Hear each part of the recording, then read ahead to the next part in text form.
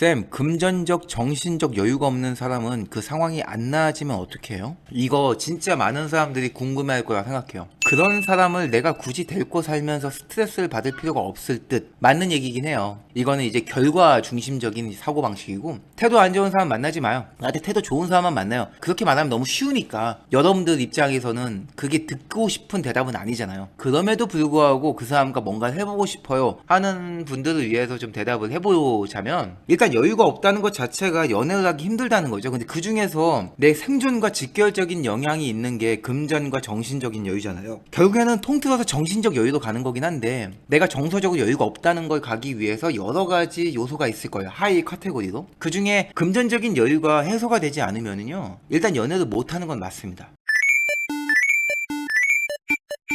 첫 번째로 얘기해 드릴 수 있는 얘기는 언젠가는 나아집니다. 그래서 제가 드리는 얘기가, 내가 지금 당장 이 사람을 꼬실 게 아니라면은 언제가 됐든 간에 꼬실 수 있다라는 마음가짐으로 작업을 한다면 그러면 포기할 필요가 없다. 근데 지금 당장 이 여자를 꼬셔야 돼요. 이 남자를 날 좋아하게 만들고 싶어요. 그러면 방법이 없어요. 근데 그거는 금전적, 상황적 어떤 여유든 상관이 없이 안 돼요. 그런 사람은. 다만 차이는 그거일 뿐이에요. 얼마나 빨리 나에게 기회가 오느냐의 차이거든요. 금전적인 여유는 생존과 직결적인 영향이 있기 때문에 아무래도 기회가 오는 데까지 시간이 좀 오래 걸리겠죠. 기회라는 게 오려면은 내가 미치는 영향이 얼마만큼 작용하느냐의 차이잖아요. 근데 상대방의 생존과 관련된 부분은 내 영향이 미치지 않는단 말이에요. 내가 어떻게 해줄 수가 없는 부분이에요. 상대방이 스스로 상대방이 알아서 해결해야 되는 부분이란 말이지. 그럼 나는 그냥 막연하게 기다려야 되는 거예요. 그게 언제가 됐든 간에. 근데 우리가 상식적으로 생각을 해봐. 집안이 어렵거나 아니면 본인이 원하는 금전적인 기대치가 있어. 근데 그걸 도달하기 위해서 노력을 하고 시간이 필요한 거야. 언제쯤 될까요? 장담할 수 있어요? 기간을 얘기할 수 있겠어요? 몰라요. 막연해요. 그럼 우린 그냥 기다려야 돼. 언제까지? 알 수 없어요.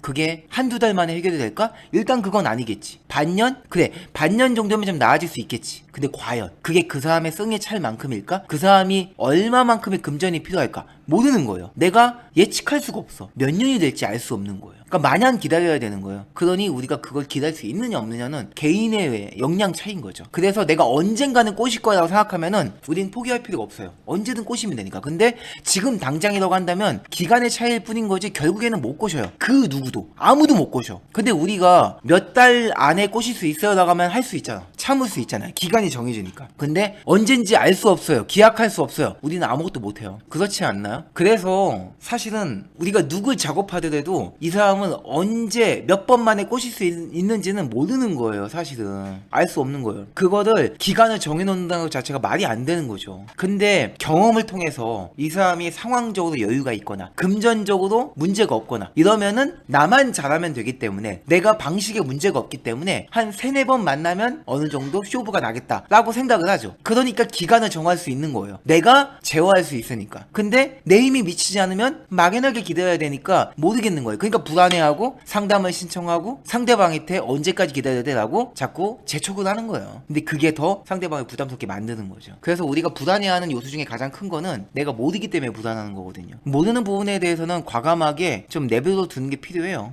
발세님의 사연을 제가 알기 때문에 얘기를 너무 하고 싶지만 개인 프라이버시가 있고 유료 상담으로 접한 부분이라서 말을 못 해드립니다. 이건 지켜드려야 되기 때문에. 그래서 제가 되게 포괄적으로 이야기하고 있는데 알아들으셨을 거라 생각해요. 발세님은 당연히 이해했을 거고 다른 분들도 어느 정도 포인트를 찾아가셨을 거라 생각합니다.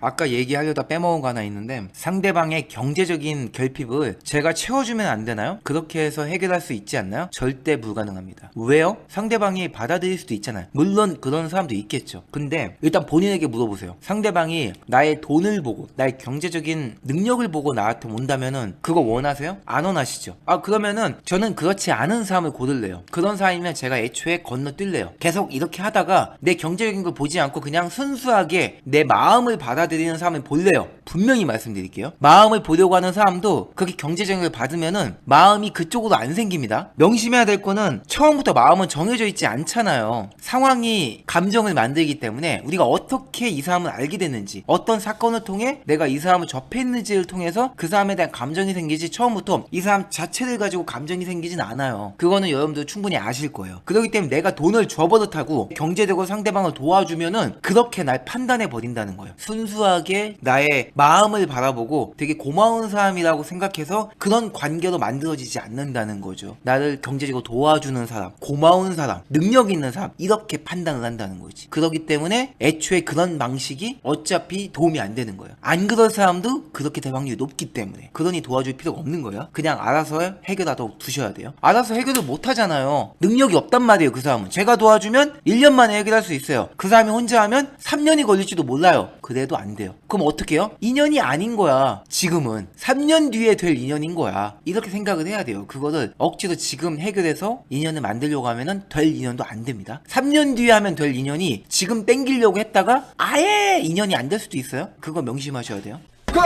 누르라고